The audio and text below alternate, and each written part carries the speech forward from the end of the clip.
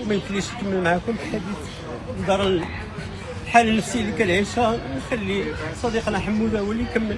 وبارك الله فيك. السلام عليكم اخوان، معكم حموده طبعا فلسطيني من غزه مقيم في مدينه تشندو هانا. طبعا انا كنت من البدايه مع الوالده. طبعا اجينا، طبعا انتم بتعرفوا محمد علي عمل حادث هنا بتشندو. طبعا كل جسمه مكسر، طبعا كل جسمه مكسر. عندك مشكله في القلب، عنده مشكله بالرئتين، المصارين، الحوض، عنده مشكله بالعمود الفقري يا اخوان. طبعا الان المدرسه الامر اللي بيصير قاعد اللي هو انا فلسطيني والله مش حابب اللي بيصير، قاعد مش راضي اللي بيصير.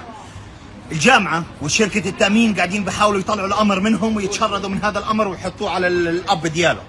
فهذا الامر كان لازم اليوم اجت الشرطه وجايبه معاها الجامعه.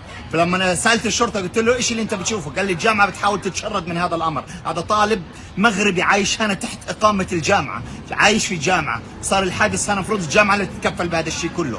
فالشرطه اليوم قالت لي شرطه المرور لازم السفاره تتدخل وتحكي مع الجامعه عشان يتحمل المسؤوليه، لانه الان طالبين 200,000 يوان عشان يكمل بس بعد العمليه الاولى، لانه الله يعلم قديش بده. وانتم عارفين وضعه اكيد وسمعتوا وضعه بين الحياه والموت، وانتم شايفين كراجل كبير بالسن موجود هنا. خليكم مكان كل واحد فيكم يفكر انه ابوه ولا عمه ولا خاله موجود في غربه هنا ما فيش فيها عرب ولا حدا بيحكي باللغه العربيه يا اخوان. كل انسان حر عنده شرف فعليا يتعاطف مع هذا الرجل الطيب هنا. واحنا ان شاء الله ما راح نحاول نقصر قدر الامكان، لكن لما اتصلت على السفاره المغربيه هنا للاسف لما انا جيت اقول لهم بدنا اياكم تتواصلوا مع الجامعه وكذا، قال لي احنا هذا مش مشكلتنا نتواصل مع الجامعه ونشوف قصه المصاري وكذا.